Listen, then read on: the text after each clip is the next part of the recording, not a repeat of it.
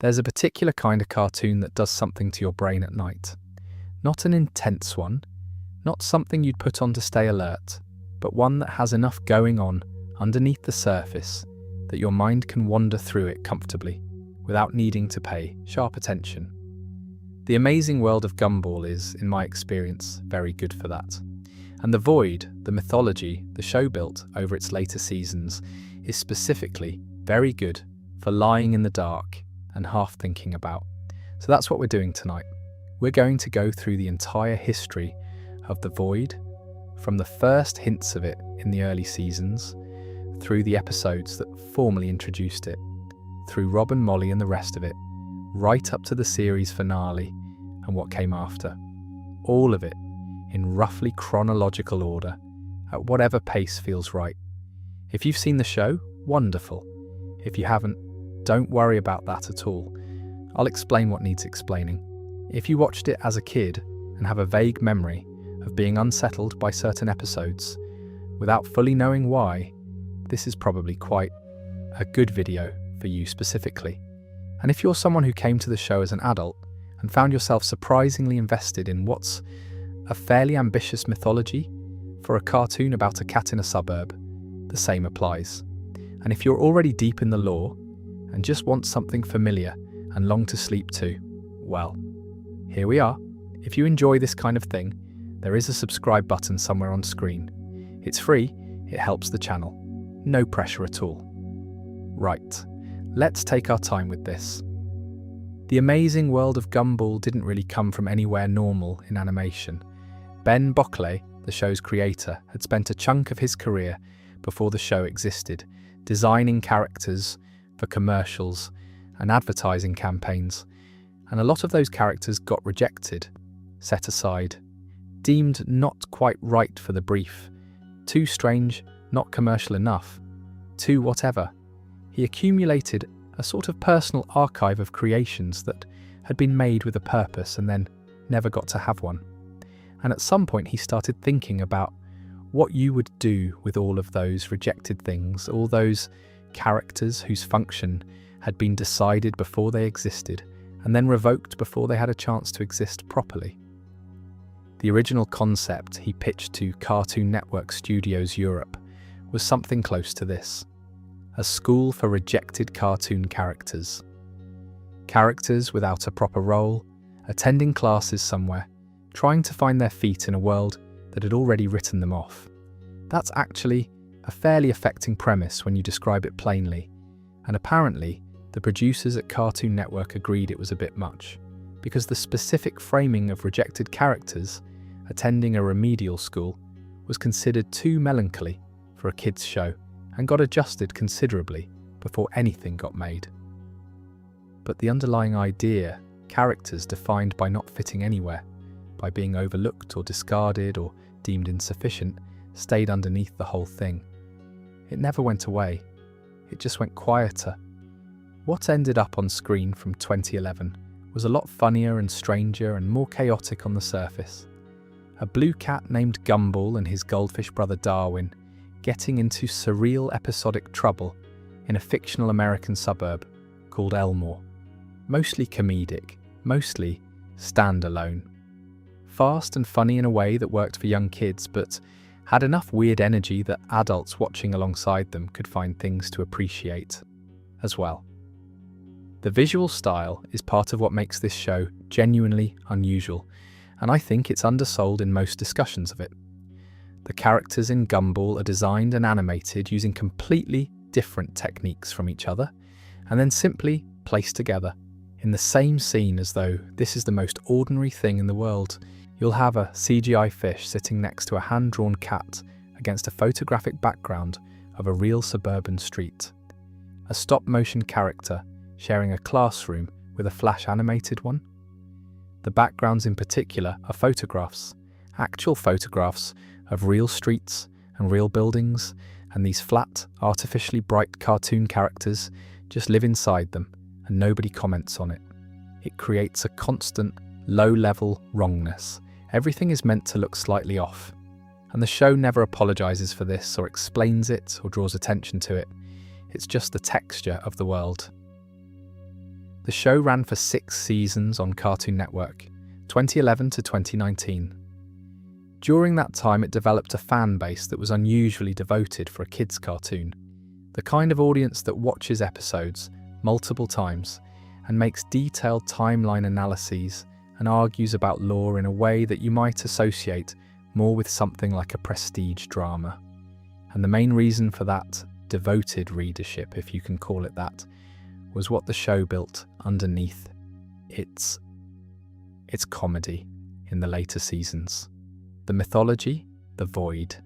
The void didn't show up until season 3. The first 2 seasons are almost entirely episodic, with no particular arc connecting them. You wouldn't watch them and think you were watching a show that was laying groundwork for something. But when season 3 arrived and started opening up what was happening beneath Elmore's surface, everything that had come before started to look different. Background characters you'd never registered. Small visual details that hadn't seemed significant. Things that the show had placed quietly and waited for you to revisit. It's a specific pleasure, going back to early Gumball with the mythology in mind. Sort of like watching the beginning of a long novel again after you finished it and understanding what the author was doing in sentences you'd passed over the first time. Before the void mythology can make any real sense, you need to have a feel for what Elmore is like as a place. Elmore is a fictional American suburb somewhere in California, and the most important thing about it, the thing the show establishes from the very first episode and never apologizes for, is that literally anything can be a living, speaking, functioning member of society. Household objects, pieces of food, geometric shapes, clouds, animals, paper bags. The variety of characters in this show is essentially unlimited because anything that can be given eyes apparently qualifies as a citizen of Elmore. A piece of toast can be your neighbour. A triangular shape with legs can be your classmate. A balloon can have feelings about things. A rock can have ambitions. These are simply facts about the world of the show presented without ceremony. The Watterson family at the centre are a mixed bag in terms of species, which is entirely normal in Elmore. Gumball is a 12-year-old blue cat, curious, enthusiastic, occasionally not very bright. Darwin is his adoptive goldfish brother, who at some point prior to the series developed legs and started walking around on land, and was simply absorbed into the family dynamic, which nobody found particularly remarkable. Their sister Anais is a small pink rabbit and is considerably more intelligent than either of her brothers, which she is aware of and occasionally resigned about. Their father, Richard, is also a rabbit, large and cheerful, and famously not very effective at most tasks. Their mother, Nicole, is a cat like Gumball, extremely capable, doing most of the practical work of keeping the household together. The school they attend, Elmore Junior High, is where most of the show happens, and its staff and students are just as eclectic. Mr. Small is the school counsellor, a small fluffy cloud-like figure with what can only be described as strong late 1970s hippie energy, who dispenses cosmic life advice with genuine warmth and limited practical utility. The school has a T-Rex, a ghost, a piece of bacon, several anthropomorphized shapes, and about 100 other background characters who drift through episodes with varying degrees of purpose. What Elmore has in common with places like Springfield or Bikini Bottom or Gravity Falls is that the rules of reality are visibly looser there than they should be. Improbable things happen. The town seems to have a quality of producing exactly the kind of chaotic situation that any given episode requires. People accept extremely strange events with minimal complaint because extremely strange events are simply Tuesday in Elmore. In the early seasons, this is all played purely for comedy. The strangeness is cheerful and self-aware, and you don't read any particular significance into it. A banana attending middle school is just a fact. A piece of toast having a meaningful conversation is not remarkable. The world is weird, and that weirdness is its main comedic resource. But the self-awareness that the show developed over time had a specific origin, and it was connected to what the world of Elmore was actually doing when the main characters weren't paying attention, not actively malevolent, or at least not in a clean way. More like a system doing what systems do, maintaining itself by removing what it decides doesn't belong. There's a painting that appears briefly in an episode called The Oracle, near the end of Season 3. The painting in The Oracle depicts the Wattersons running in terror in the void, foreshadowing the void's destruction of Elmore. That image is easy to miss. It's on screen for a few seconds at the end of what is otherwise quite a light episode, but it's the moment the show stops being subtle about the fact that something is deeply wrong with this world at a foundational level, and it's eventually going to matter. The tone of Elmore is important to keep in mind when we get into the void, because the horror of it, if you want to call it that, is largely horror by contrast. In a deliberately dark show, a dimension that swallows forgotten characters would be expected. In a show about a cat who gets into funny situations at school, it hits differently. I want to explain the void as a concept before we get into the specific episodes, because everything that happens in the episodes makes more sense if you understand what you're dealing with going in. The void is a parallel dimension. It exists somewhere beyond the edges of Elmore's reality, outside the normal fabric of the world, but connected to it in ways that matter. What it looks like is television static, a vast, near-featureless expanse of the grey-white grain you'd get on an old TV when you tune to a channel that wasn't broadcasting anything. That's the background, the whole thing, and floating within that static are chunks of rock, small islands and platforms, and debris of every conceivable kind drifting without particular pattern through the space. The gravity in the void doesn't function the way gravity functions in Elmore. It's erratic and inconsistent. Things float or simply hover. The direction of gravitational pull shifts without warning, which means moving through the void involves a constant recalibration of which way down actually is at any given moment. The rule that governs what ends up in the void is this: whenever the world decides something is a mistake, it gets sent there. Now that sounds simple enough, but the scope of what qualifies as a mistake is where it becomes interesting. It's not just obvious errors or broken things or dangerous things. The void contains cultural fads that fell out of fashion, outdated technology, fashion choices that didn't survive their own decade, prototype designs for things that got superseded by better versions, obsolete information, in at least one case the classification of a celestial body, and people, characters who the world has decided are too boring, too irrelevant, or too lacking in any distinguishable purpose to justify their continued presence in reality. Nothing arrives in the void with particular fanfare. Something just stops existing in Elmore and starts existing in the void instead. And when something goes, the memory of it tends to go as well. People in Elmore don't notice what's missing because the absence of the thing comes packaged with an absence of the memory that the thing was ever there.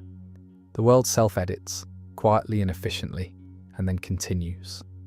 Whether the void has genuine sentience is something the show never fully commits to, and I think that ambiguity is one of the smarter choices the writers made. Characters who encounter it tend to speak of it as though it represents the world itself making decisions. The world found this uninteresting and removed it. The world decided this was a mistake, but the show leaves open whether there's real intention behind it or whether it's more like a passive mechanism, a drain that pulls in whatever falls through. What we do know is that it acts with something resembling purpose on certain occasions. It tries to prevent people from leaving once they've arrived. The void removes characters, objects, and their presence from reality to keep itself hidden from Elmore's residents. That's not passive behaviour. Something is managing what goes in and what comes out.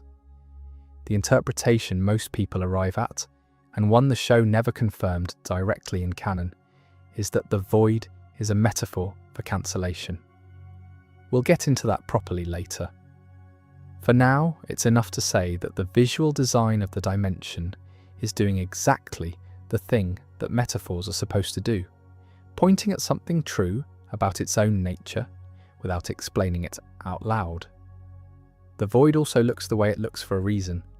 TV static, television that isn't broadcasting anything. The visual design of the dimension is doing exactly the thing that metaphors are supposed to do, pointing at something true about its own nature without explaining it out loud. It's a creative choice that rewards the kind of attention you only tend to give something on a second watch, which is exactly when most of the void's best details reveal themselves. Now, talking a bit about how we actually encounter the void, that begins in Season 3 with an episode called, appropriately enough, The Void. But before we get there, a couple of things need to be established. Specifically, the two characters whose stories the void mythology is built around, and what the early seasons of the show were quietly doing to set both of them up without telling you that's what was happening. There is a specific experience you have when you rewatch the early seasons of this show after you know what the void is. You're watching what is, on the surface, a very funny episodic cartoon. A cat and his goldfish brother get into various misadventures. Their family's chaotic but genuinely affectionate. The town around them is full of eccentric characters doing eccentric things. None of it seems to be building toward anything. The show doesn't announce its mythology in advance. It just makes jokes and tells small stories and lets you assume that's all it is. And then you notice certain things. A tall, blue, one-eyed figure in the background of a crowd scene that you'd never really registered before. A grey dinosaur girl who appears in a handful of early episodes and then stops appearing. And you hadn't noticed that she'd stopped appearing because why would you?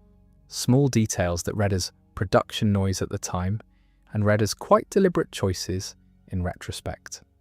The first two seasons of the Amazing World of Gumball were almost entirely self-contained. There were recurring characters and ongoing dynamics, jokes that called back to earlier jokes, a consistent sense of who everyone was, but there was no overarching narrative, no sense that the world had a hidden layer, no void, just a funny show finding its voice. Molly Collins appears in Season 1. She's a grey sauropod dinosaur, one of the students at Elmore Junior High, present in social situations without being particularly notable. Her most significant early appearance is in an episode called The Pressure, where she has a tree house that features in the storyline. For a background character, that's actually a meaningful amount of screen time. Molly Collins stops appearing regularly after the Pressure episode. She's still there, and the show does acknowledge this. Neither do most viewers. Background characters come and go in kids' cartoons. There's no particular reason to track their presence. Then there's Rob. Rob appears in Seasons 1 and 2 as what can honestly only be described as a background face. He's a tall, lanky blue cyclops who shows up in crowd scenes without ever being particularly prominent. His first real speaking role is in an episode called The Pony in Season 2, which is actually a fairly revealing scene in retrospect. He greets Gumball and Darwin on the street, cheerfully, as though they're friends. In The Pony, Gumball and Darwin forget Rob's name. In The Pony, Rob is upset that Gumball and Darwin don't remember his name, even though they've clearly crossed paths before. Darwin eventually gets frustrated and kicks him down a manhole. Rob retrieves their DVD from the sewer and brings it back without complaint. It's played as a brief comedic moment. A slightly sad one, if you're in the right headspace for it, but primarily comedic. Then, in an episode called The Finale near the end of Season 2, where Gumball and Darwin face a crowd of every character they've wronged over the course of the series, Rob is there in the mob too. Just another face among many. Nobody pays him particular attention. All of this, when you know what's coming, reads as the show carefully and quietly establishing exactly what Rob is before it tells you what that means. He is the person the world doesn't remember. He is, in the logic of the show's later mythology, exactly the kind of character who gets sent to the void. And the show is showing you why without telling you it's doing so. Season 3 is where it changes. The mythology arrives, and it arrives with the weight of everything that was quietly accumulating before it. But it doesn't arrive alone. It arrives alongside a character who is going to turn out to be one of the most important things the show ever did, and who the show has spent 2 seasons preparing you to overlook. Before we get to Molly, it's worth spending a bit more time on Mr. Small, because he's a more interesting character in the context of the void than the show's general treatment of him might suggest. Mr. Small is Elmore Junior High's school counsellor, and he is consistently presented as one of the more unreliable sources of information and guidance in the building. He operates on hippie principles that are vaguely defined but earnestly held. He gives advice that is usually well-intentioned and not especially applicable to the situation at hand. He has a tendency to introduce mystical or cosmic framings for problems that have fairly mundane practical solutions. He is, in the general comedic grammar of the show, a figure you wouldn't go to if you needed accurate information about anything concrete, which makes it quite funny and quite specific that he's the one who's right about the void. In the void episode, Mr. Small is shown suddenly arriving in class wearing a tinfoil hat and claiming there is a conspiracy of things going missing in Elmore, but the episode does not explicitly show him having tracked those disappearances for a long time beforehand. He has noticed that things are vanishing, that people are forgetting things that should be memorable, that the world has small inexplicable gaps in it if you know how to look for them. His theory is correct in every particular. His method of investigating it, the tinfoil hats, the conspiracy-adjacent approach, the general energy of a man who has been telling people about this for weeks and being politely dismissed, is exactly the kind of thing the show uses to undercut him. But he's right, and the tinfoil hats turn out to work. They're not just a comedic visual. They literally protect the memories of the people wearing them from being erased when they encounter the void. In the void episode, Mr. Small's tinfoil hats are what allow Gumball and Darwin to remember their mission to rescue Molly after they return, until the void pulls the hats away and erases their memories. His connection to Janice is also worth sitting with for a moment. Janice is Mr. Small's van. She has a personality, apparently, and he is deeply fond of her. She never vanished or went to the void, presumably because the void decided she was the kind of eccentric hippie vehicle that didn't fit in the world the way the world wanted to present itself.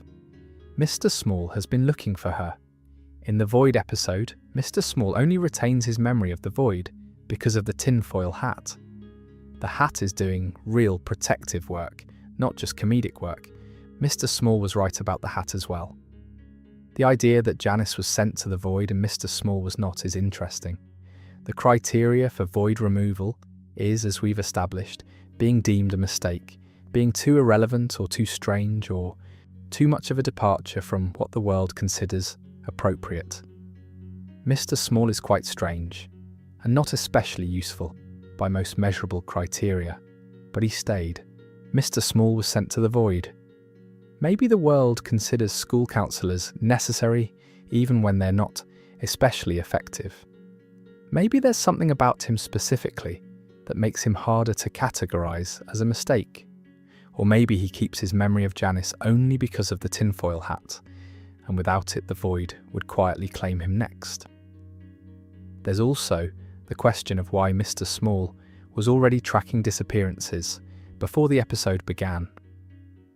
The show presents this as a quirk, a conspiracy theory tendency, something in keeping with his general approach to the world. But if you take it seriously, it suggests that Mr. Small has been paying attention to something the rest of Elmore is structured to ignore.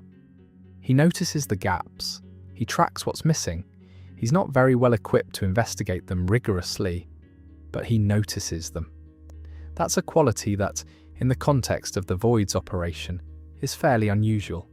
He's also the only adult who participates in rescuing Molly. Gumball and Darwin find the path to the void, but it's Mr. Small's van that gets them out. Without Janice, which Mr. Small searches for before the trip to the void, the escape doesn't work. The competent adults in Elmore are generally too busy or too self-interested to involve themselves in the more cosmic situations Gumball and Darwin find themselves in. Mr. Small, the school counsellor who everyone dismisses, is the one who has the right information and the right piece of equipment to make the rescue possible. He loses his memory at the end like everyone else, which is maybe the unkindest specific outcome of the episode. He was right about everything. He had the right tools, he rescued his beloved van.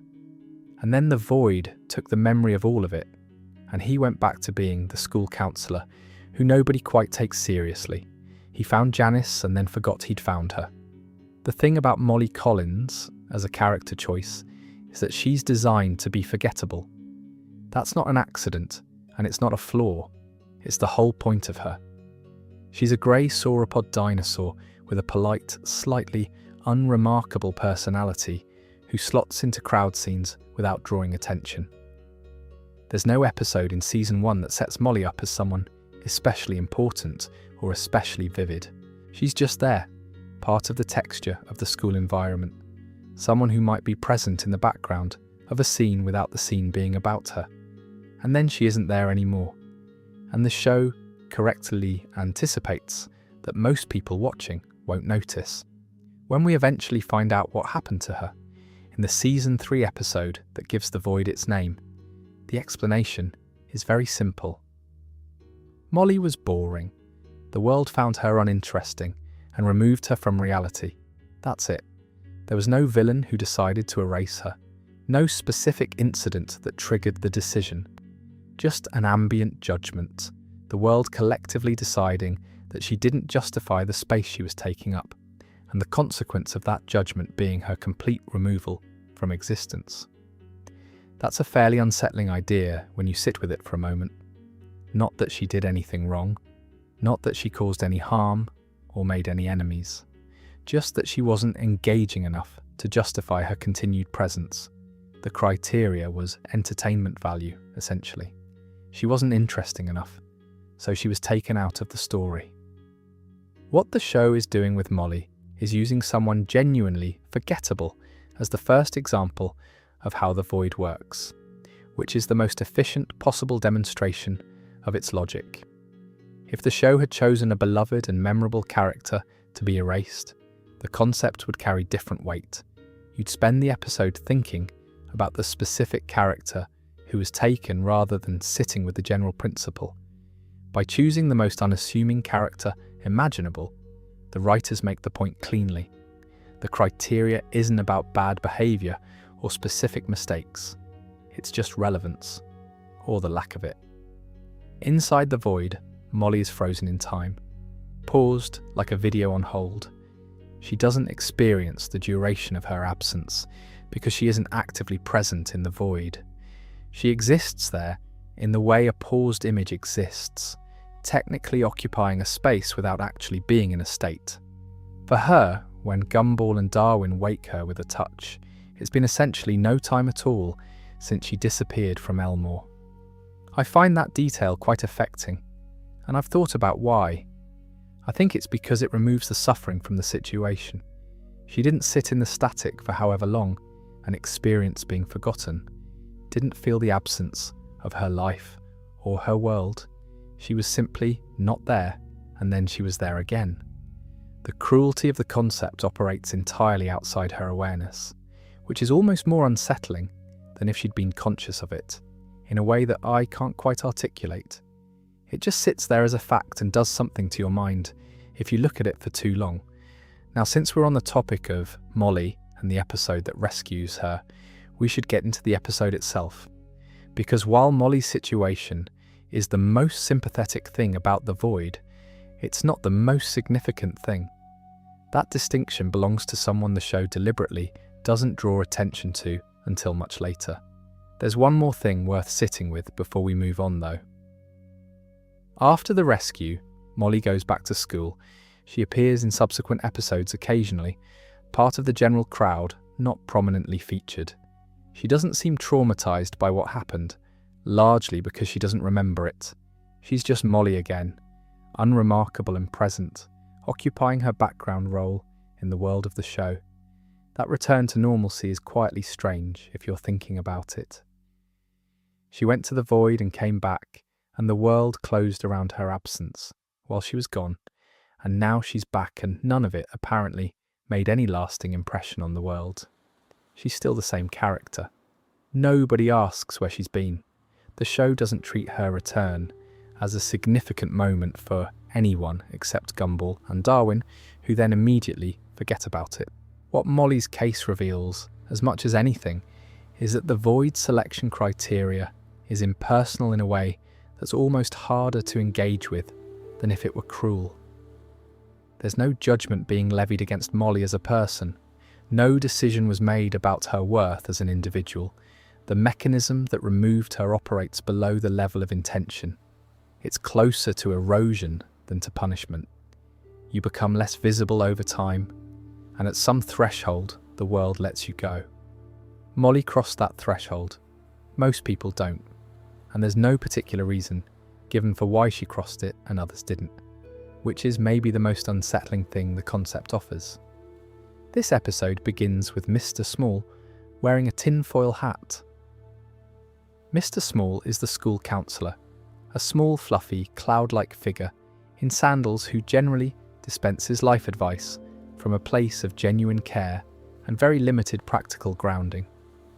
He shows up to find Gumball and Darwin and explains that things are disappearing from Elmore, and he's the only one paying attention. He has the tinfoil hat because tinfoil hats protect your mind from being wiped, apparently. And he's been tracking disappearances, and he needs them to believe him. The comedic register here is deliberate. The person telling Gumball and Darwin that something is deeply wrong with the world is the school counsellor with the conspiracy theory and the tinfoil hat.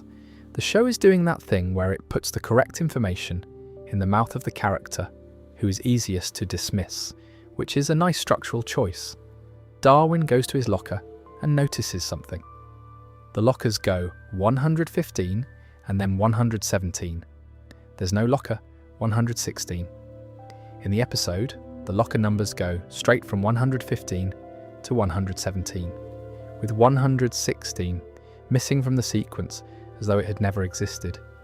He finds that the numbers don't make sense without something in between, but there's no physical evidence of where it went. They check the school yearbook. A photograph that should have a student in it is blurred in a very specific way. The kind of blur you'd get if one figure had moved while the shutter was open, but everyone else stayed still. Just one person, smeared beyond recognition, while the rest of the picture is sharp. Her name, once they know to look, was Molly Collins, and once you know to look for Molly, you start finding traces, evidence that she existed even as the world was in the process of removing the evidence. Mr. Small, who has been following his own trail of disappeared things, joins them. His missing item is his van, Janice, which he has been searching for and can only remember through his tinfoil hat. They follow the trail of clues to the location of Molly's old tree house and find, instead of a tree house, a fold in reality. A point where the physical world doesn't quite connect to itself properly. A paradox in the space. When they unravel it, they fall through. The void, visually, is very well realised. It's enormous in a way that makes you feel small. And the static background gives it the quality of a room where all the walls, floor and ceiling are the same featureless texture. Things float in ways that seem random but have a sort of melancholy logic to them. Objects drift without purpose. The gravity shifts under your feet as you move. What they find floating in there is genuinely strange to look at. Jorts, which are denim shorts cut off at the knee, and which had their moment in cultural history before becoming shorthand for a particular aesthetic failure. Laser discs. The mullet hairstyle floating as a concept rather than an object, which raises questions about the physics of the void that the show wisely doesn't try to answer. Keytars, pogo balls, a zeppelin with its tail on fire, a titanic ventilation tube, something that looks very specifically like the crazy frog. Pluto, labelled as Pluto, but depicted with the appearance of Jupiter. Mr. Small's van, Janice, is also in there. Janice turns out to have a personality. Mr. Small is very pleased. They find Molly frozen in place in the location where her treehouse used to be. She wakes up when they touch her and has no idea anything is wrong. She's confused about why they're all in what appears to be outer space made of television interference, but she has no memory of being taken. Getting out is difficult. The void tries to close the portal on them. They escape through it, all of them piling onto Janice, making it through the closing gap with very little room to spare. And then, immediately, after they emerge and are celebrating and making plans to tell everyone in Elmore what they've discovered, the void reaches back through the closing portal and pulls in their tinfoil hats, which were, it turns out, the only things keeping their memories intact. The plan to warn everyone is still forming in their mouths when their expressions go blank. The memory of the entire experience dissolves. At the end of the episode, Molly is back, but Gumball, Darwin and Mr. Small don't remember what happened. The episode ends on that. Clean, contained, quietly awful. Oh, and Rob was in the void the whole time they were inside it. We'll come back to that. The contents of the void are worth taking a bit more time over than the pace of the episode really allows. The most obvious category is cultural fads. Things that were popular at some point and then became, through the slow tide of collective taste, embarrassing. The mullet is probably the most efficient example here. An entire hairstyle that had its peak, its long cultural run, and then its very long and ongoing association with a certain kind of uncool that effectively ended it as a serious option for most people. The void is where it went. The keytar is there too, which is a hybrid keyboard guitar instrument that had a genuinely significant presence in certain corners of 1980s music before becoming something you'd mostly find at ironic distances. Laserdiscs, jorts, disco as a concept, or at least a version of it. Pogo balls, which I have a mild nostalgic attachment to, and which apparently the universe considered a mistake, which is a bit harsh. There's something almost fond about the selection. None of these things are evil. None of them caused harm. They're just things that had their moment, and then became associated with a kind of dated cultural energy that made them difficult to continue taking seriously. The void collected them the way a drawer collects things that have no current purpose but that you can't quite bring yourself to throw away properly. Pluto being in the void, labelled as Pluto but rendered as Jupiter, is a specific and quite carefully constructed gag. Pluto was reclassified as a dwarf planet in 2006, which the show appears to have interpreted as the universe deciding Pluto's planetary status was a mistake. The visual error, depicting Jupiter but calling it Pluto, adds a layer of it being additionally wrong within the void itself, which fits the sense that the void is a place where things don't quite hold together properly. Then there's the production material, and this is the layer that catches people off guard when they notice it. Darwin's original CGI design from early production reels is visible in the background of the void. An early wireframe for the Wattersons house. A wireframe head from one of Nicole's 2009 prototype designs. Character models from a terrible martial arts film called How to Ratatouille Your Panda, which is a fake bad movie that appeared in an earlier episode of the show as an example of low-quality cinema. And if you look carefully in the background during that sequence, there's a tall blue cyclops standing near one of the prototype house designs. Nobody in the episode notices him. He doesn't speak. He's just there, visible, in the same dimension as all these other discarded things. The items shown in the void are inspired by actual, real-world, discarded character concepts from the Amazing World of Gumball's development. Early character designs that didn't make the final version, concepts that were tried and abandoned during development. The show placed its own genuine creative rejects inside the void and made them part of the mythology. This is what makes the void something more than a standard in-universe mythology element.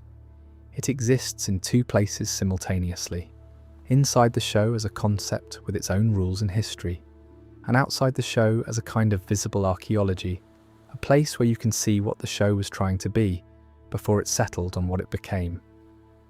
When Mr. Small gestures around the void and says, "Look, children, all the mistakes the world has ever made," he's talking about jorts and keytars. But he's also, inadvertently, gesturing at the early Darwin design floating past in the background. Both things are true at the same time. The void is the show's own production history made literal. There's also the question of what it would be like to spend time inside the void with all of this, which the episode implies without dwelling on. The objects don't interact with each other.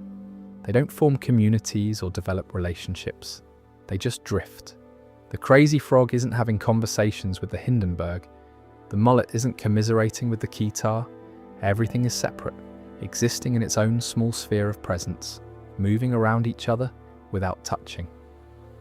It's a remarkably lonely image for a concept that's ostensibly about things being discarded into the same place, which might actually be part of the horror of it, if you're inclined to read it that way.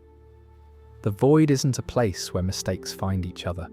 It's not a support group for the discarded. It's just a location where things that have been determined to be without purpose continue to exist without purpose. They don't stop existing. They just stop mattering. That distinction, continuing to exist without mattering, is probably the most specifically unpleasant thing about the void as a concept when you sit with it for long enough at the end of the day. It's not oblivion. It's not nothing. It's something closer to being on a shelf. Present and complete and essentially untouched, just nowhere near where anything is happening. And Rob was in there the whole time Gumball and Darwin were inside it, right there in the background. Not a scrap design, a character who was erased from Elmore and had been in the void since before they arrived. That comes up later. For a few weeks in the Watterson house, things go missing. Not dramatically, not in a way that immediately sets off alarm bells, just quietly, food disappears from the fridge and nobody can account for it. Objects are not where they were left, small, individually explicable absences that add up over time into a pattern that doesn't quite make sense. Eventually, Gumball and Darwin discover that someone is living in the basement. The figure they find down there is not what you'd expect. The shape of him is recognizable from the early crowd scenes. Tall, thin, a cyclops. But everything else about him has gone wrong in a way that's hard to look at comfortably. His body is corrupted. The material of it is glitchy, unstable. His face is a low polygon mesh of jagged shapes interrupted by television static. The kind of visual artifact you get when a video file has been damaged and the rendering software doesn't quite know how to handle the broken data. His limbs don't hold their proper form. He looks like a character who was in the middle of being rendered when someone closed the program. He doesn't know who he is. This is the detail that the episode pivots on, and I think it's the most affecting thing in it. He's not injured exactly. He's lost his identity. He describes himself to Gumball and Darwin as a nobody. Rob cannot access his name or sense of purpose when first encountered. He doesn't fully remember how he ended up in their basement or why. He's been surviving there for what turns out to have been several months, taking small amounts of food and things he needed, hiding, essentially just waiting for something to happen, without knowing what. Gumball and Darwin try to help. Their approach is very much their approach, which involves enthusiastically suggesting that if he needs a role in the world, he could become their nemesis, their arch-enemy, Elmore's resident villain. This is offered with genuine goodwill and also a fairly cavalier attitude toward what arch-enemy means as a relationship. But the suggestion works, and not quite in the way they intended. It triggers something.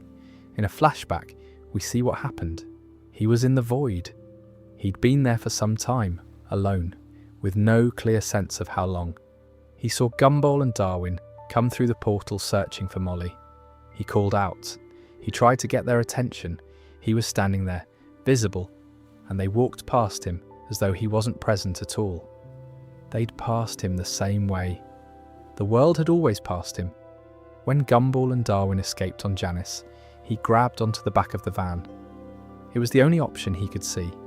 He held on as Janice was dragged through the closing portal, and the process of passing through it at the wrong angle, against its resistance, tore his body apart and reconstructed it wrong. He came out the other side as whatever this is now, this unstable, half-rendered version of a person. His name, it comes back as the memory returns, is Rob, and the moment he has that name again, and the memory of what happened, the dynamic shifts completely. He's not confused or passive anymore. He's angry, and he has a direction, even if it's not a particularly wise one. He accepts the nemesis role. Gumball and Darwin think they've done something nice for him, and in a way they have, in a way that is also quite a lot more complicated than they realise. He has a purpose now. He's going to make Gumball and Darwin regret leaving him behind.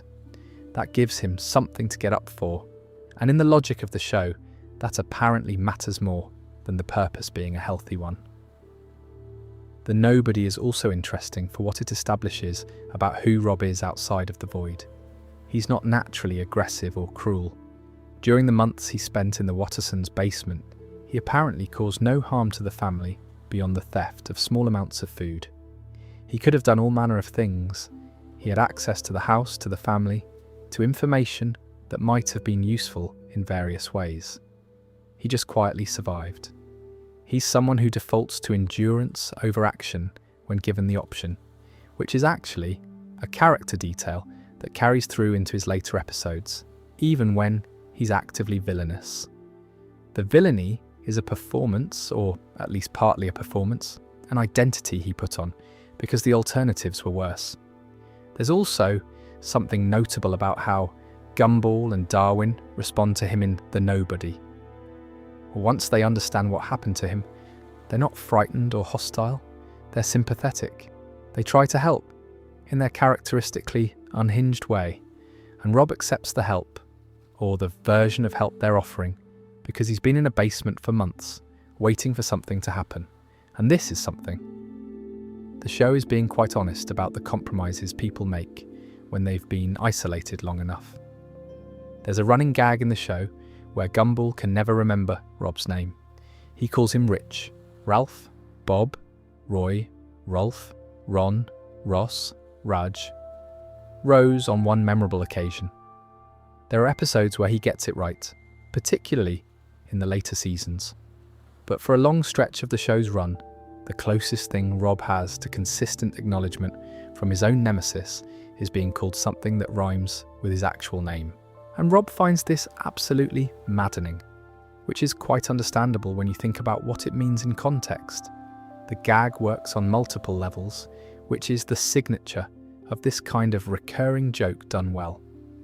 On the surface, it's just a comic tick. Gumball is forgetful and a bit oblivious, and consistently failing to retain even the name of the person he's supposed to be in a rivalry with. But underneath that, it's saying something true about Rob's situation in the world. He is so fundamentally associated with being the person nobody remembers that even the main character of the show can't hold on to his name. The universe already tried to erase him once. Here's Gumball, every time they meet, doing a small version of exactly the same thing. Rob's early villainy is not impressive. In an episode called The Nemesis in Season 4, his attempts to cause meaningful harm to Gumball and Darwin are so unpersuasive that Gumball and Darwin actually intervene to help him become a better villain. They give him equipment, a villain name, encouragement. They name him Dr. Wrecker, a persona voiced in those scenes by David Warner, which is a very funny casting choice. The assistance is offered with genuine goodwill, which somehow makes it sadder. This is the kind of dynamic that only works in a show where the protagonist and antagonist have a genuine rapport that neither of them quite wants to admit to. A TV remote can affect Rob's post-void body, which is a detail that becomes significant later. His static-covered face responds to remote control input. displays menu options, can be switched between different settings. He exists somewhere between person and object, which is consistent with what the Void did to his form when he escaped through the closing portal. He is, in a technical sense, incomplete. His villainy escalates through Season 4 and into Season 5. He tries to wreck the Elmore Dam in The Nemesis.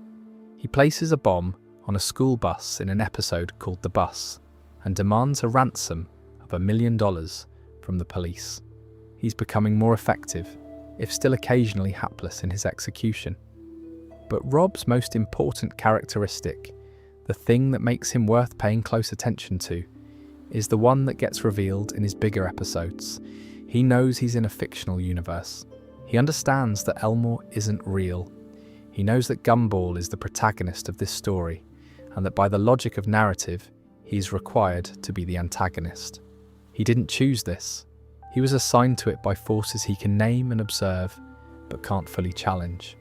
The Void did something to him when he was inside it, or perhaps when he was dragged through the closing portal at the wrong angle. It put him outside the normal reality of Elmore long enough that he could perceive the shape of the fiction he was inside. He saw the frame around the world and understood what it meant, and he came back carrying that knowledge into a life where nobody else has access to it. His most revealing line comes in Season 5, and it goes something like, "I never wanted to be the villain. I wanted to be the cute sidekick who gets his own plush toy and a spin-off show." Because Gumball is the hero, Rob is the villain by process of elimination, and the only way out of that assignment is to remove Gumball from the picture entirely and write a new version of the story. That's quite a sad speech, not because Rob is entirely sympathetic in everything he does. He isn't. He causes genuine harm on several occasions. But because the specific thing he's describing, being assigned a role you didn't choose and couldn't refuse because someone else got the role you would have preferred, is a very particular and recognizable frustration. The show is using a Cyclops villain in a cartoon to articulate something that people who felt overlooked or typecast or stuck would find very familiar. What the Nemesis role actually gives Rob is worth sitting with separately. Outside of the narrative justification he gives for it. Before he had the Nemesis role, he had nothing. No name he could access reliably, no purpose, no identity beyond being the person hiding in a basement eating the Wattersons' food. The Nemesis role, as absurd as it is in execution, gave him a direction and a reason to get up. It gave him an opponent to define himself against, which is not nothing when you've spent time in the Void with no definition at all. The show doesn't present this as a healthy solution. It's pretty clearly a substitute for the kind of genuine connection and purpose that Rob can't seem to access through normal means. His relationship with Gumball is the closest thing he has to a meaningful relationship with another person, and it's an adversarial one. But in Elmore's logic, an adversarial relationship is still a relationship, still a form of being known. There's an episode called The Bus where Rob takes children hostage on a school bus and demands a ransom from the Elmore Police Department. The police don't take this seriously. Nobody takes it seriously. He has carefully planned an elaborate criminal scheme, and the entire town treats it as an inconvenience rather than a genuine threat. This is played for comedy, and it is funny, but it's also another illustration of his fundamental problem. He can't be taken seriously, even when he's being objectively dangerous. The world has decided he's a minor figure and keeps processing him that way, regardless of what he actually does. And that leads into the two-part episode, where a lot of this comes together. Banana Barbara is easy to overlook in the early seasons, which seems like it might be intentional. She's Banana Joe's mother. Banana Joe is a banana who is one of Gumball's classmates and is primarily characterized by being cheerful and not especially perceptive. His mother Barbara appears in a handful of earlier episodes as a background presence who speaks in slightly oblique terms and seems to operate on a different frequency from most of Elmore's residents. Banana Joe, when the subject of his mother comes up, explains that she used to be more, well, normal, but she was seriously overworked at some point, suffered a sort of mental burnout that changed how she processes things, and has been the way she is ever since. She paints, she talks in abstract terms, she exists on the edge of the social frame without being fully legible within it. In Season 4, in an episode called The Oracle, her paintings become the plot. The episode is mostly light and comedic. Gumball discovers that Barbara has been making paintings that depict future events with apparent accuracy, which is alarming because several of the paintings show him in deeply embarrassing situations. He spends the majority of the episode trying to avert a prophecy in which he appears naked on local television, which does not go smoothly, and the comedy is fairly well paced. It's a funny episode. The prophecy mechanics work. The episode does what it's trying to do, and then, right at the end, the camera drifts to Banana Barbara working on something new, a new painting in progress. And what she's painting is the Watterson family running, their expressions terrified, as Elmore breaks apart around them and something swallows the world from beneath. That's the final image of the Oracle. It just ends there. No explanation, no character reaction, no follow-up. Just the painting. In a mostly comedic episode about trying to prevent public embarrassment, the last thing you see is a painting suggesting the end of the world. And none of the characters in the episode notice or engage with it. It's painted in the background while the scene concludes around it. That's a very specific choice. The show is putting something important on screen in the quietest way it knows how. Barbara didn't make this painting as a warning she was about to deliver. She made it because she sees things, and she paints what she sees, and this is what she saw. The future. Or a future, Elmore collapsing into what is clearly, to anyone who recognised it from the earlier episode, the void. For people watching in broadcast order when this aired, this would have landed as a strange, suggestive note at the end of an otherwise conventional episode. Something to file away and not quite know what to do with. For people rewatching after they know where the show goes, it lands as the moment the show plainly told you the void was eventually going to consume everything and then just moved on with its day. The Oracle painting becomes a reference point for the show for seasons afterward. It's the image the show keeps returning to as the thing that hasn't happened yet, the promise the mythology is working toward. And Banana Barbara keeps painting. We'll come back to her. But there's something worth noting about The Oracle as an episode in terms of the structural trick it plays on the viewer. The episode uses Barbara's ability as a comedic premise for most of its runtime. Gumball trying to avoid an embarrassing predicted future, making increasingly poor decisions in his attempts to circumvent what the painting showed, is the episode's main business, and it's quite well executed. By the time it reaches its conclusion, you've spent most of the episode in a light comedic register. The show has put you in a specific headspace, one that's relaxed and not expecting anything heavy. And then the camera drifts to that new painting without announcement. You're still in the light comedy headspace when you see the Wattersons running from something consuming their world. The tonal contrast does the work in a way that couldn't function if the episode had flagged the significance of the ending in advance. You haven't prepared any defences against it, and so it lands in undefended territory. That's a craft decision. The show knew what it was doing with that image and chose to frame it inside a comedy episode, specifically because that framing would make the image hit harder than if it had arrived in a more serious context. The Oracle is, among its other functions, a demonstration of how to use tone as a delivery mechanism for mythology that you want to feel genuinely ominous rather than just dramatically elevated. There is a van. The Awesome Store is a mysterious vehicle that appears occasionally in Elmore selling unusual and impossible items. It's run by a man who goes by a few different names across the show's run, but is most often called the Shady Man or the Van Shopkeeper, a figure who operates somewhere in the territory between helpful and not entirely trustworthy, and who knows things about how the world works that most Elmore residents don't. The awesome store van turns up, sells impossible things to whoever can afford them, and moves on. It's a recurring element in the background of the show's mythology.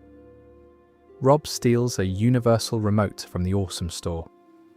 The universal remote is exactly what it sounds like, a remote control for reality.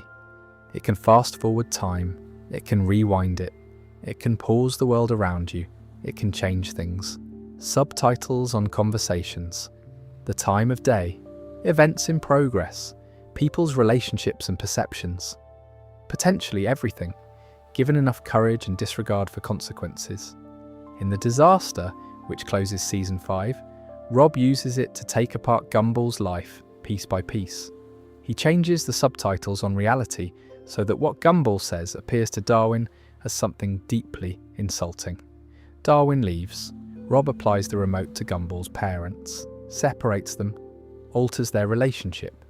He causes Gumball to accidentally push Penny off a mall balcony by manipulating the timing of events around him. He takes everything Gumball values and systematically removes it, with the careful thoroughness of someone who has planned this for a long time. During all of this, Rob talks. He explains himself, which he doesn't always bother to do. He tells Gumball that he can't you see that none of this is real. He breaks the fourth wall explicitly and directly, which in this show is not a cheap gag. Rob's awareness that he's in a fictional universe is not here being played as comedy. It's played as genuine existential desperation from someone who has been living with this knowledge alone for a long time and is using it to justify what he's doing. And then he says it, "I never wanted to be the villain. I wanted to be the cute sidekick who gets his own plush toy and a spin-off show." Because Gumball is the hero of all this. Rob is the villain by narrative elimination. And the only way out of that role is to remove Gumball from the frame entirely and take over the story. He throws the universal remote into the void portal to force Gumball to go in after it. The void closes around Gumball, and the end credits roll, not the normal Gumball end credits in their usual place, but right there, playing over the static of the void. The show is airing its own ending sequence over the visual of its most threatening location. It's a strange, specific image, and it works. The rerun opens Season 6. Gumball has rewound time. He knows what's coming. The events diverge from The Disaster in ways that compound rather than resolve. His parents are accidentally de-aged into infants by a time paradox. Anna ceases to exist due to a related paradox. Darwin devolves into a regular fish without legs and suffocates on land. The situation gets substantially worse than The Disaster, despite Gumball's foreknowledge. Eventually, Gumball defeats Rob and sends him into the void, and then in a quiet moment of the episode, jumps in after him to bring him back.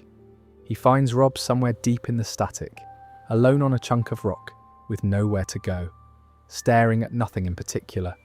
Rob refuses to leave. They chase through the void, Gumball eventually catching him, and then Rob does something unexpected. He uses the universal remote to undo all of the damage from The Disaster and the rerun combined. He rewinds everything to before any of it happened. He destroys the remote so it can't be used again. He tells Gumball to forget it happened. Not cruelly, because Rob can't be someone who helped Gumball. That doesn't fit the role he has. He needs Gumball to go back to his normal life and let Rob continue being the villain, because the villain is the only identity available to him. If Gumball remembers, Rob's position as Nemesis gets complicated by something that looks too much like friendship. It's quite a generous thing to do from someone with genuine anger, and the show doesn't underline it. Rob just does it, and the episode ends. They go back to being enemies. Rob has the knowledge of what he did, and Gumball doesn't. There's a question worth sitting with here, which is, why does a children's cartoon about a blue cat and his goldfish brother have a dimension specifically designed around the concept of things being deemed mistakes and erased? Part of the answer is just that it's a good concept for mythology. The void is a compelling in-universe element that generates interesting story possibilities and gives the show's more emotional moments a concrete location. That's true and probably sufficient on its own. But The Void is doing something more specific than that, and the show makes it increasingly obvious as the seasons go on. The Void contains characters who are sent there because the world found them uninteresting. It contains cultural artifacts that stopped being relevant to the audience that once consumed them. It contains prototype designs that were replaced by better versions, which means it quite literally contains things that were tried and abandoned during a creative process. And as we discussed earlier, it contains the actual real-world production rejects of the Amazing World of Gumball itself. Early designs and scrapped concepts from the show's own development history, placed visibly in the Dimension's background. The Void is what happens when things are cancelled. When things stop being watched, stop being wanted, stop being relevant enough to justify the resources that keeping them alive would require. Characters don't get sent to the Void because they're bad. They get sent there because they're not interesting enough to an audience. The criteria is entertainment value. The sentence is erasure. Rob is the clearest expression of this. He's a background character, one of the nameless faces that populate crowd scenes in any long-running animated series, who got removed from reality because the world found him so forgettable that it couldn't justify keeping him around. His entire villain arc, the disfigurement, the grudge, the desperate search for a role that gives him reason to exist, grows directly out of the experience of being deemed too irrelevant to continue. And here's the thing about Ben Bockley's original pitch. It was for a school for rejected cartoon characters. Characters created with a purpose and then denied that purpose, attending classes in a kind of remedial setting. That pitch was adjusted because it was too melancholy, but the concept never went away. The show that eventually got made built its mythology around the experience of creative rejection, and then placed its own real creative rejects inside that mythology as exhibits. The show grew out of a rejected idea and filled its most threatening location with the evidence of other rejected ideas. The show was also confirmed to be ending after season 6, and The Inquisition was written as a genuine series finale with that knowledge in hand. The void consuming Elmore in the finale was meant to be the literal ending of the show, the cancellation in the real world and the void in the fictional world arriving at the same moment. The metaphor and the thing the metaphor was about arriving together. That's not just thematically coherent, it's structurally unusually honest. Most shows that end don't acknowledge the ending within the fiction. This one made the ending of the show and the end of the world in the show the same event, connected through 8 seasons of patient, quiet mythologizing. The other thing worth saying here is that the void as cancellation metaphor isn't just about the show's own situation. It's also saying something about how cultural relevance works in general.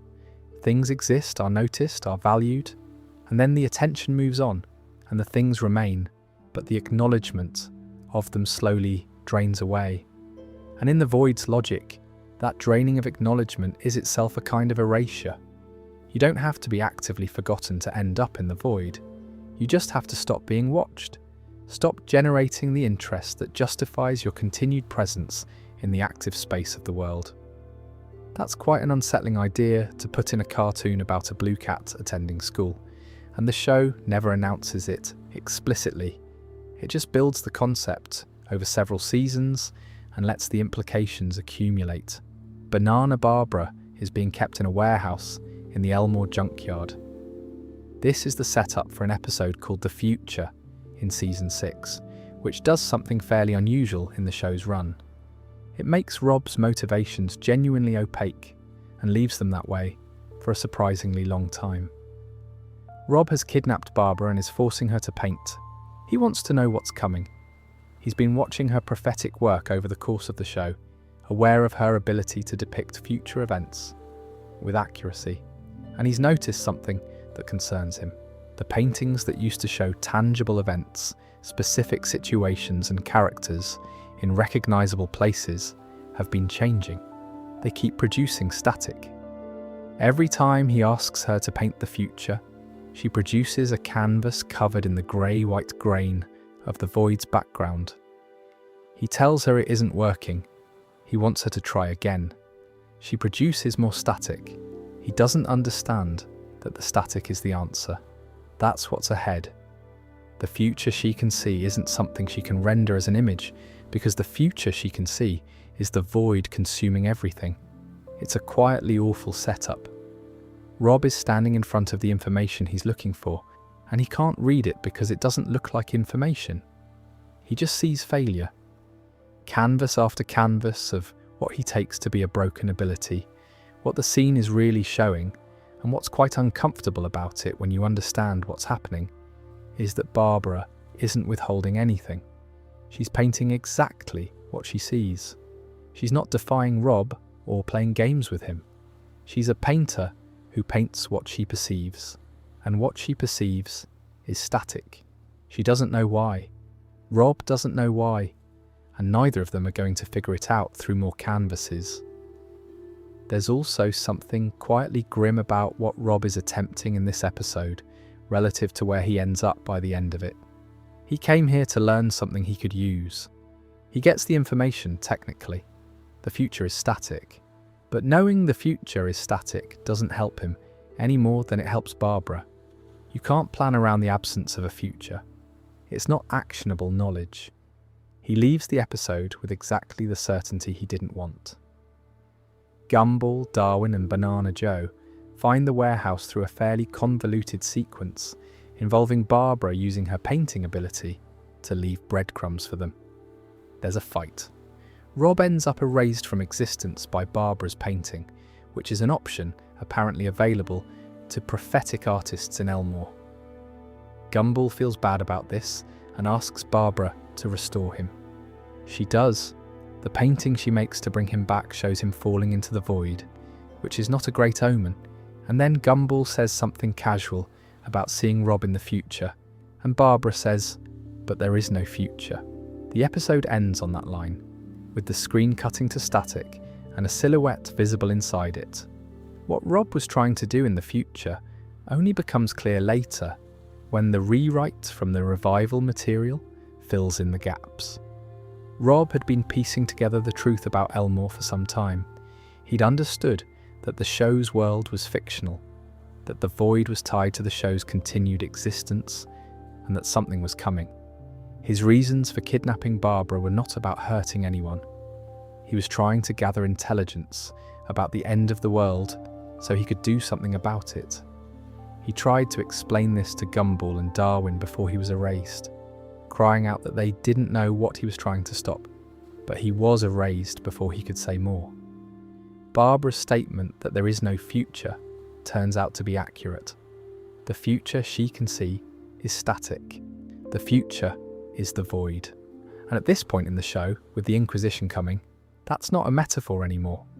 It's a description of what's about to happen. The silhouette in the static at the end of the future, visible in the noise if you look at the right moment, is Rob.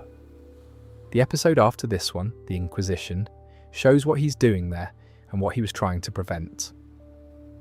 Rob's plan in The Inquisition is, in hindsight, not as villainous as it initially appears. That doesn't become clear until the end of the episode, because Rob makes choices in the execution of it that obscure the underlying motivation pretty thoroughly. He disguises himself as a school superintendent, a live-action human man who turns up at Elmore Junior High with institutional authority and a name that he couldn't even make plausibly neutral: Superintendent Evil. He just used evil as his title. It didn't occur to him to pick something less obviously sinister, which does say something about the limits of his undercover operation skills. His method is to remove the cartoon nature from the school's students and staff, one by one, through some kind of device that converts animated characters into live-action human beings. Normal-looking people, no longer part of the visual logic of Elmore's world, stripped of whatever makes them cartoons and replaced with something more like ordinary reality. The students and staff who've already been through the process cluster around Gumball and Darwin and try to convince them it's better this way, that this is an improvement. There's an uncanny energy to their advocacy that doesn't quite land as reassuring. Gumball and Darwin refuse and eventually unmask Rob, and the scheme falls apart. Rob tries to explain. He genuinely tries. He's not performing villain motivation here in the way he sometimes does. He's trying to tell them that what he was doing, turning everyone human, was his attempt to move them to a safer state, before the void consumed the world around them. Human. In the other place, the real world, where the void can't reach. He doesn't get to finish explaining. Tina the T-Rex knocks him out before he can complete the sentence. Hours pass, night falls over Elmore Junior High. Rob wakes up alone in the school, the students gone, the building quiet. He's still trying to work through the justification to himself, going over where the plan went wrong, the way you do after something falls apart. He's still mostly talking to nobody. And then the ground starts to crack. It opens below him, not gradually. The floor of Elmore Junior High simply breaks apart, and beneath it is the void, the static, the place where mistakes go. It's there right under the school, present in a way it hasn't been present before. And Rob understands immediately what's happening. He says, "Oh no, it started." And the ground he's gripping pulls away and he falls. The episode freeze frames on the fall. It holds on that image. And it's exactly the image that Banana Barbara painted at the end of the future, right down to the composition and the angle and the context of it. The painting she made when she was asked to restore Rob was showing this specific moment. She knew, or whatever ability she has knew, and she rendered it. The void begins to consume the school. This is the series finale, or what was meant to be the series finale. The show was ending. The void was consuming Elmore. The metaphor and the reality were arriving at the same moment. Rob has the final speaking line of the main series. "Oh no, it started." Which, as final lines go for a character who spent the whole show trying to matter in a world that kept deciding he didn't, is simultaneously anticlimactic and absolutely right. He's not making a speech. He's not getting a moment of triumph or resolution. He's just the first one to recognise what's happening, which has always been his function, and then he falls. The episode was designed to end there, with the void actively destroying the world, and the question of what happens next left permanently unanswered. That was the intended conclusion, and then it wasn't. Something worth sitting with about the Inquisition, separately from its place in the plot, is what it says about Rob as a character.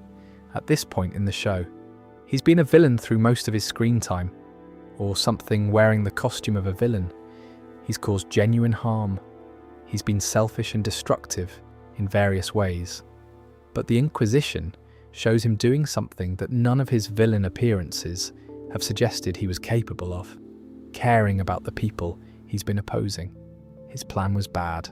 Turning everyone into live-action humans to protect them from the void is an option he arrived at because his options were limited, not because it was a good option. It would have removed everyone from Elmore and potentially destroyed what made it real for them. The students who went through the conversion process seem happier, but in an eerie, undifferentiated way that doesn't sit well. The protection he was offering was real, but the cost of it was unclear. The show was revived after The Inquisition aired as the season 6 finale and was understood by most of the audience to be the end of the show. There was an extended period of ambiguity. The Inquisition had been received as a satisfying enough ending in some respects, particularly for Rob's arc, and unsatisfying in others, particularly in that it left the world literally falling apart with no resolution.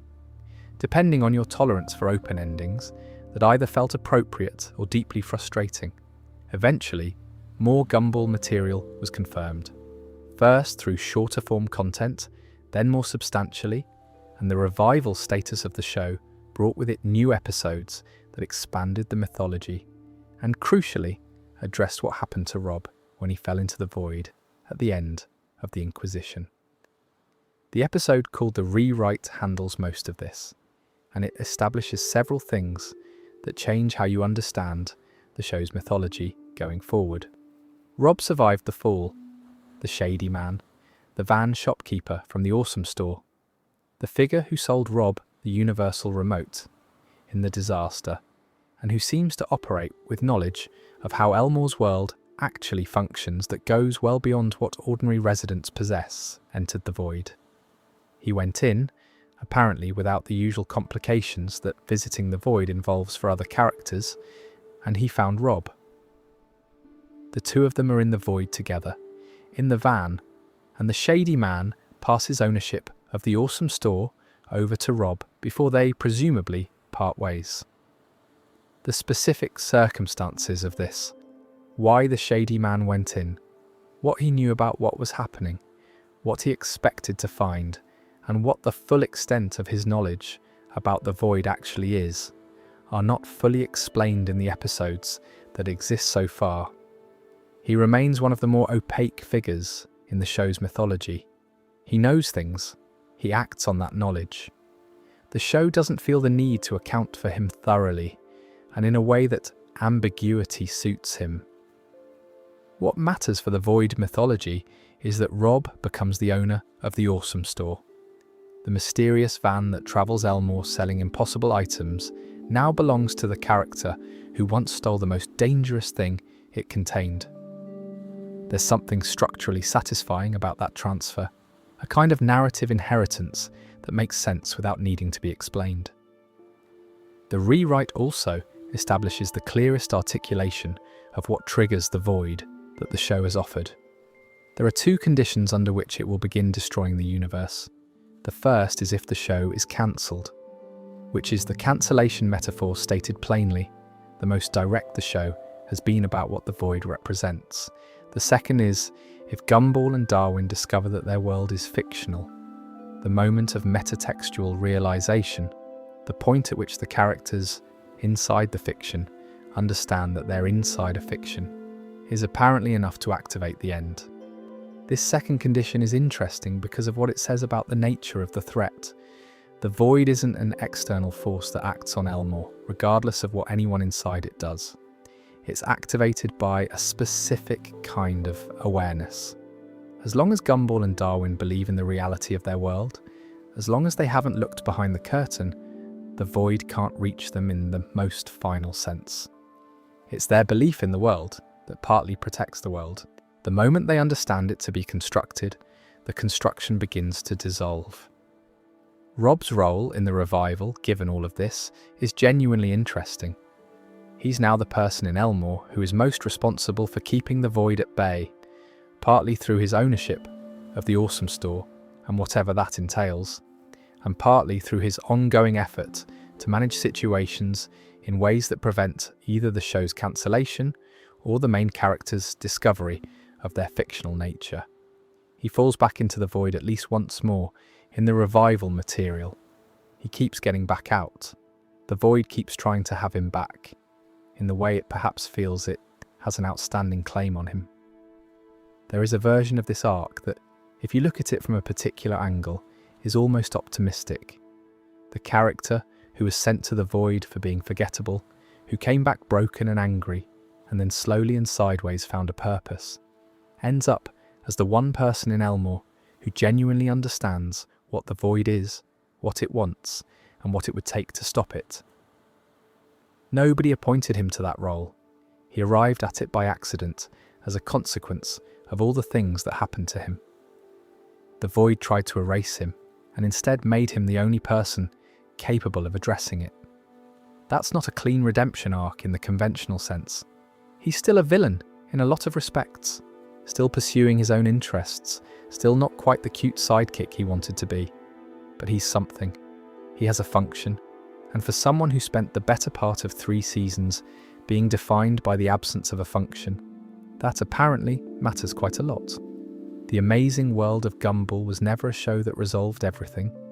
Part of the pleasure of its mythology is that it left a considerable amount permanently open, either because it was cancelled before it could address everything, or because the writers made a deliberate decision to leave certain questions unanswered, or because some of these things haven't been addressed yet in the revival material and may still be coming. Either way, the gaps are interesting. The Oracle painting is the most obvious piece of unfinished business. The image Banana Barbara painted at the end of Season 4 shows the Watterson family running in terror as Elmore falls apart around them and the void consumes it. That image hasn't fully played out on screen, or at least not as depicted. The TV Tropes recap of the Inquisition notes it explicitly as something that remains technically unresolved. The Inquisition showed the beginning of the void consuming things, Rob's fall, the start of the end, but we don't see the Wattersons themselves running through it in quite the way Barbara painted. Whether that means the painting hasn't come true yet, or whether it happened off-screen during the gap between the Inquisition and the revival, or whether it's still coming in future episodes, is unclear. There's something quite nice about that particular thread staying open, actually. Barbara's painting has been a constant reference point in the show's mythology since Season 4, the image the show keeps gesturing towards as the thing that hasn't happened yet. If it resolves cleanly in a future episode, that's satisfying. But there's also an argument that a painting depicting something as apocalyptic as the void consuming the world, made by someone whose ability to foresee events is presented as completely reliable, remaining technically unfulfilled, is its own kind of tension. When Rob became aware that his world was fictional is one of the mythology's most genuinely uncertain questions. The show strongly implies that the void gave him this awareness, that being inside it, being outside the normal reality of Elmore for long enough, allowed him to perceive the shape of the fiction he was inside. There are dimensions from which you can see the frame around things. The void is apparently one of them, but the specific moment of understanding, the first time Rob looked at Elmore and thought this isn't real, isn't something the show depicts directly. What we can infer is that he came out of the void already carrying this knowledge. In the Nobody, he doesn't demonstrate awareness of his fictional status, but that might be because he's still recovering from the amnesia his escape caused. By the Nemesis in Season 4, there are small signs of it. By the disaster in Season 5, it's fully explicit. The timeline suggests the awareness developed gradually rather than arriving all at once, which makes sense if it was a slow process of reconstructing what the void showed him. William is the floating eyeball. He's been in the show since very early on, drifting through scenes without speaking, without apparent purpose, without origin or explanation. He's just there, an eyeball with wings, present in the background of situations where his presence isn't required. He's one of the most consistently present background characters in the school, and nobody has ever explained what he is or why he's there. The fan theory is that William came from the void. He has no origin story. He has no function. He doesn't speak. He serves no narrative purpose as a character in any conventional sense. These are, if you follow the void's logic, exactly the characteristics that get something sent there in the first place. So the theory runs, William was in the void, he got out somehow, and he's been floating around Elmore ever since, still not quite integrating into the world that discarded him. This has never been confirmed by the show. It's also never been denied. William just keeps floating, inscrutable as ever. The Shady Man, or Van Shopkeeper, is another permanent mystery. He appears at key moments in the mythology, sells things that shouldn't exist, goes into the void without the usual difficulty that visiting it involves for other characters, and pulls Rob out of it. He seems to operate with knowledge of how Elmore's world actually works, that goes beyond what ordinary residents have, whether he's connected to the void in some deeper way, whether he's something other than what he appears to be, whether he has his own agenda that the show hasn't fully revealed, is all left open. There's an interesting reading of Banana Barbara's ability that I find myself coming back to. What if she isn't seeing the future in a conventional prophetic sense? What if she's seeing the production schedule? The argument would be that her paintings depict what the writers have planned to happen, rather than what will naturally unfold from events, which would make her less a prophet and more something like a viewer who can access the show's production documents from within the fiction. The static she produces when asked to paint the future, all those canvases of void noise, wouldn't mean that nothing lies ahead. It would mean that nobody has written it yet. The static is the territory before the writers get there, the undetermined zone between what has been scripted and what hasn't. This is obviously quite a speculative reading, and the show probably doesn't intend it literally, but it fits better than you might expect with how her ability actually works in the episodes. Her paintings depict specific events with unusual precision, down to framing and composition. They look less like prophetic visions and more like storyboards that have made their way backward through time. The question of which other Elmore residents might have void connections without knowing it is one that fans have spent considerable time on. The criteria for void erasure is vague enough that in principle almost anyone could have been there, and the memory erasure mechanism means that former void residents wouldn't necessarily know they'd been there. Rob is special in that he retained his memories, partly because his escape was physically damaging rather than clean, and the damage apparently preserved what the exit process usually removes. Most people who visited the void or escaped from it don't remember it afterward. The population of Elmore might include several former mistakes who came back and don't have the slightest idea. And then there's the question of what it actually felt like to be Molly in the void. The show tells us she was frozen, paused, not experiencing time passing, but Molly, after her rescue, has never been asked about this in any detail, and she presumably was wearing a tinfoil hat during the rescue, since she wasn't part of the group whose hats got pulled in at the end. Whether she remembers the adventure or not is something the show leaves deliberately ambiguous.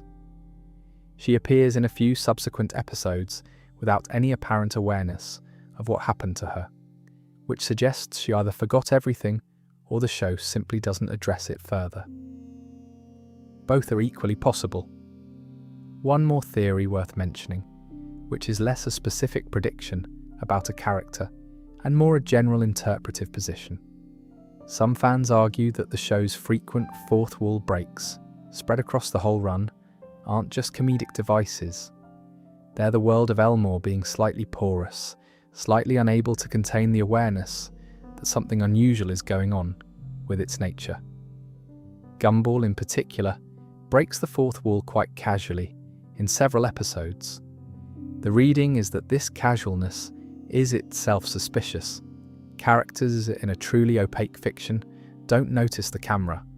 The degree to which Elmore's characters do, occasionally and apparently without consequences, might be the world's reality beginning to show hairline cracks, small ones, mostly harmless.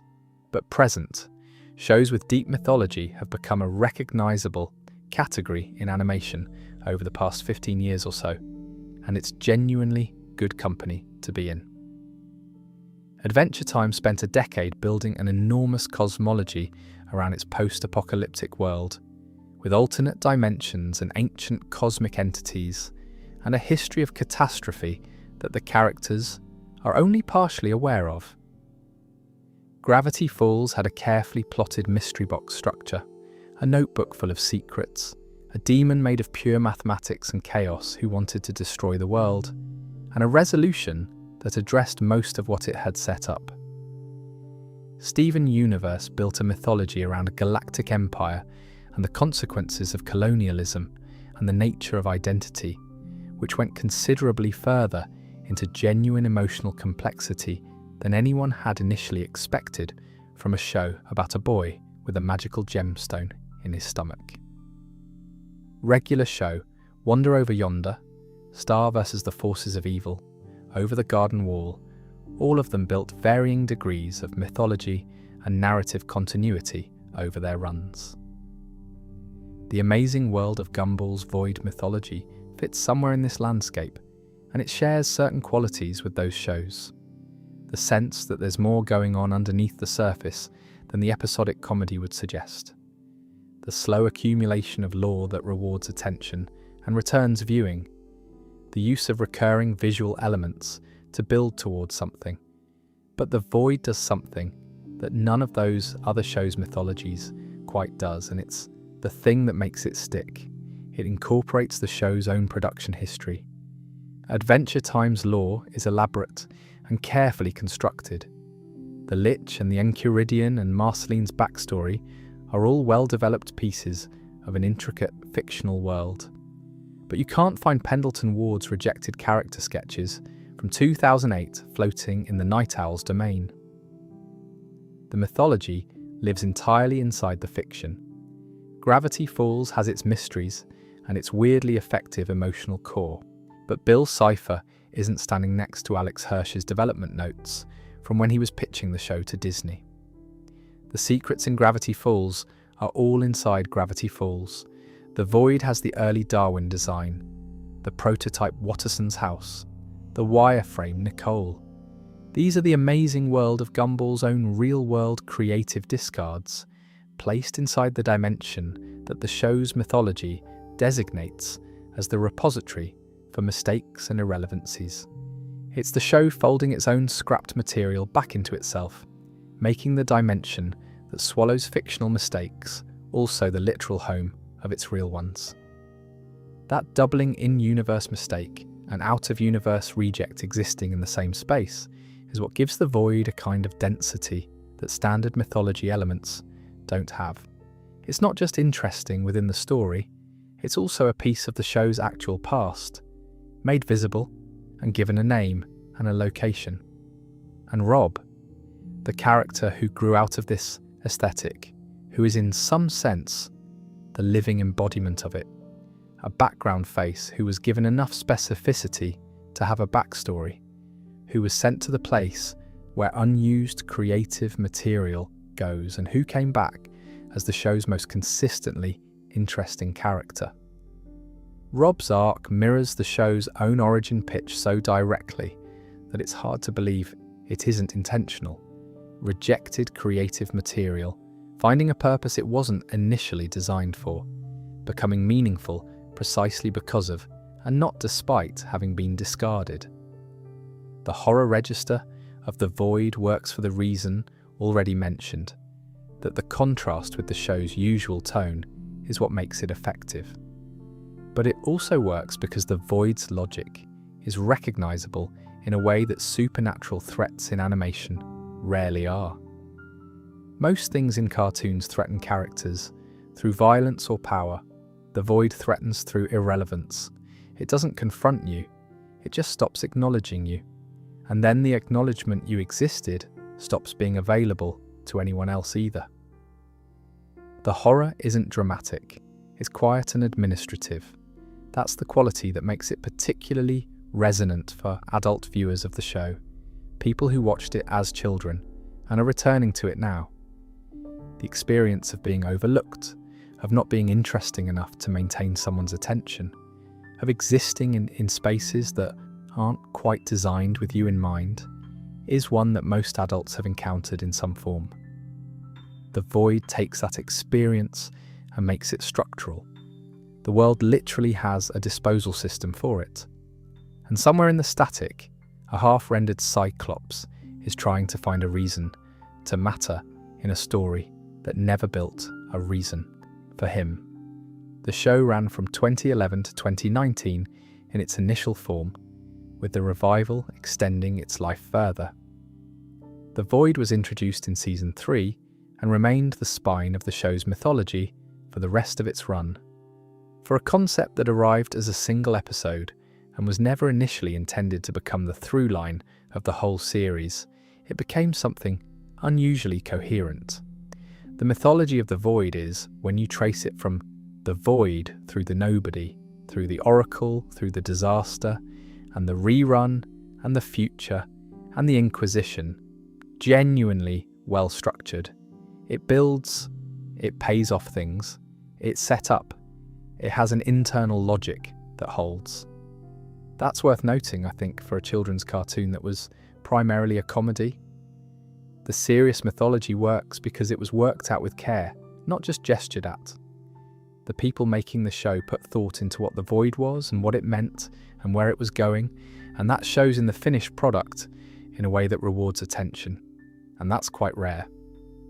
Not the quality of the mythology itself, though, that's good, but the combination of a genuinely funny comedy that also managed to build something this considered underneath its surface without either register, undermining the other. It's a balance that most shows attempting something similar don't manage to hold for very long. Gumball held it across 6 seasons and counting. That's the whole history, more or less, or at least the whole history as it stands. From the early seasons where none of this mythology existed yet, through season 3 and the episode that gave the void its name and its rules, through Molly and Rob and Mr. Small and tinfoil hats, through Banana Barbara's paintings and the Universal Remote and the Awesome Store, through the Oracle's quiet promise and the disaster's formal break with the show's normal register, through the future's static-covered canvases and the Inquisition's ending, and into whatever the revival is still working out. The void is one of those mythology elements that improves on rewatch, I find. The first time through the show, it arrives as a surprise and functions as a surprise. The second time, you start seeing what was already there. Rob in the season 1 crowd scenes, Molly's disappearance between seasons, which you'd never tracked, Mr. Small's conspiracy theories, which you'd taken as comedic noise and which turn out to be correct in all of their essentials. The Oracle painting at the end of an episode, you mostly remember for its jokes about public nudity. What I find genuinely impressive about the void as a mythology element, looking back at it now, is that it managed to stay thematically coherent across the show's entire run without anyone in Elmore ever fully understanding it. Gumball and Darwin encounter the void multiple times and never retain a complete picture of what it is. Mr. Small knows pieces. Banana Barbara perceives it as a painter perceives a landscape, seeing the shape of it without necessarily understanding what she's seeing. Only Rob has the full picture, and Rob can't get anyone to listen to him. The knowledge of the void is distributed in fragments across the show's characters, and none of them have enough of it to act effectively, except Rob, who acts and fails because the knowledge doesn't translate into other people trusting him, which is, when you think about it, quite a well-observed piece of storytelling about how knowledge of difficult things tends to actually work. The people who understand the problem aren't always the ones with the credibility to be heard. There's more of this show to go through at some point, other bits of its mythology that merit their own time. The Awesome Store has its own story. The Shady Man is a mystery that could sustain a whole video. The question of what Elmore actually is and who built it, and why, is one the show has gestured at without fully answering. Gumball's specific role as protagonist in a world that organises itself around protagonists is something the later seasons begin to pull at. But for tonight, that's where we'll leave it. The static of the void, all those floating mistakes, Rob sitting on his island, staring at the noise, Banana Barbara painting a future that keeps coming up empty, all of it drifting, slow and quiet, the way things drift in a place where gravity doesn't quite work. Sleep well.